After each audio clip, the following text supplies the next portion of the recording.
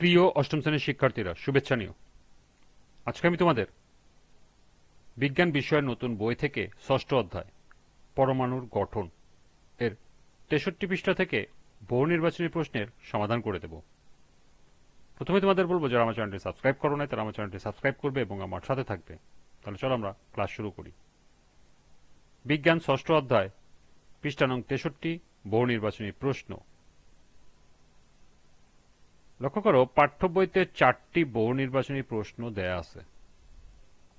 প্রথমে আমরা এই 4টি বহু নির্বাচনী প্রশ্নের সমাধান করব, এরপর আরও সম্ভাব্য গুরুত্বপূর্ণ কিছু বহু নির্বাচনী প্রশ্ন দেখব এবং সেগুলোর সমাধান করব।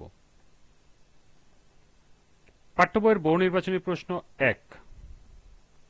একটি পরমাণুর দ্বিতীয় কক্ষপথে সর্বোচ্চ কয়টি ইলেকট্রন থাকে? 2টি, 8টি, 18টি, 32টি। সঠিক উত্তর খ, 8টি। 2. রাদারফোর্ডের পরীক্ষণ থেকে সিদ্ধান্ত নেওয়া যায় যে এক পরমাণু অবিভাজ্য, 2 ইলেকট্রন কিছু নির্দিষ্ট কক্ষপথে ঘোরে এবং 3 পরমাণুর বেশিরভাগ অংশই ফাঁকা। নিচের কোনটি সঠিক? ক 2, খ 3, গ 1 ও 3, ঘ 2 ও 3। সঠিক উত্তর ঘ 2 ও 3। নিচের বাক্যটি পড়ে 3 ও 4 নম্বর প্রশ্নের উত্তর দাও। কোন মৌলের একটি পরমাণুতে 10টি প্রোটন ও 8টি নিউট্রন রয়েছে? 3. পরমাণুটির ভর সংখ্যা কত? 10, 16, 18, 26। সঠিক উত্তর গ 18। 4. উদ্দীপকে উল্লেখিত মৌলটি কি? অক্সিজেন, সালফার, সোডিয়াম, নিয়ন। সঠিক উত্তর গ নিয়ন। এই ছিল পাঠ্য বইয়ের 4টি বহু নির্বাচনী প্রশ্নের সমাধান। এবার সম্ভাব্য গুরুত্বপূর্ণ কিছু বহু নির্বাচনী প্রশ্ন। 5. কোন মৌলের একটি পরমাণুতে প্রোটনের সংখ্যাকে কি বলা হয়? আইসোটপ, ভর সংখ্যা, পারমাণবিক সংখ্যা, উপরে কোনটিই নয়। সঠিক উত্তর গ পারমাণবিক সংখ্যা। পরমাণুর আধান নিরপেক্ষ, ধনাত্মক, ঋণাত্মক, উপরে কোনটিই নয়। সঠিক উত্তর ক নিরপেক্ষ। অক্সিজেনের একটি পরমাণুতে কয়টি প্রোটন আছে? 5টি, 6টি, 8টি, 7টি। সঠিক উত্তর ঘ 8টি। 8. কোন মৌলের পরমাণুতে প্রোটন ও নিউট্রনের সমষ্টিকে কি বলা হয়? আইসোটপ, ভর সংখ্যা, পারমাণবিক সংখ্যা, উপরে কোনটিই নয়। সঠিক উত্তর খ ভর সংখ্যা। 9. কার্বনের প্রধানত কয়টি আইসোটপ? 2টি, 3টি, 4টি, 5টি। সঠিক উত্তর খ 3টি। 10. সাধারণত আইসোটপ নিরপেক্ষ, স্থায়ী, অস্থায়ী, উপরে কোনটিই নয়। সঠিক উত্তর গ অস্থায়ী। 11. মৌলের পারমাণবিক সংখ্যা ও ভর সংখ্যা হতে নিচের কোনটি জানা যায়?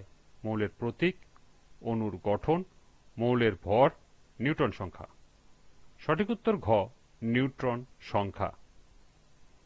12. বিভিন্ন রোগ নিরাময়ে কোনটি ব্যবহৃত হয়? Isotope, proton, neutron, electron. সঠিক উত্তর ক আইসোটপ।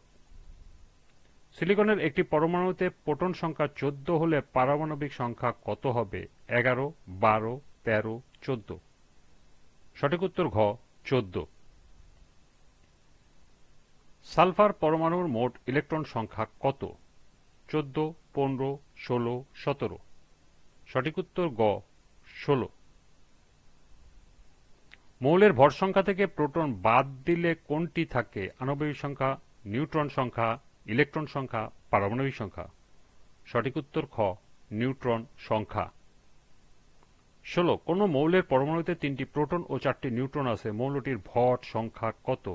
5, 6, 7, 8। সঠিক উত্তর গ 7। লিথিয়াম পরমাণুর ইলেকট্রন বিন্যাস নিচের কোনটি? 2, 4, 2, 1, 2, 8, 1, 2, 8, 2। সঠিক উত্তর খ 2, 1। 18. নিউক্লিয়াসের চারদিকে ঘূর্ণায়মান কোনটি? প্রোটন, নিউট্রন, ইলেকট্রন, উপরে কোনটিই নয়। সঠিক উত্তর গ নিউট্রন। 19. হিলিয়াম পরমাণুর বেশি স্থিতিশীল কেন? আকারে বেশ বড় বলে, শেষ কক্ষপথে 8টি ইলেকট্রন থাকে বলে, নিউক্লিয়াসে 2টি ইলেকট্রন বিদ্যমান বলে, শেষ কক্ষপথে ইলেকট্রন দ্বারা পূর্ণ বলে।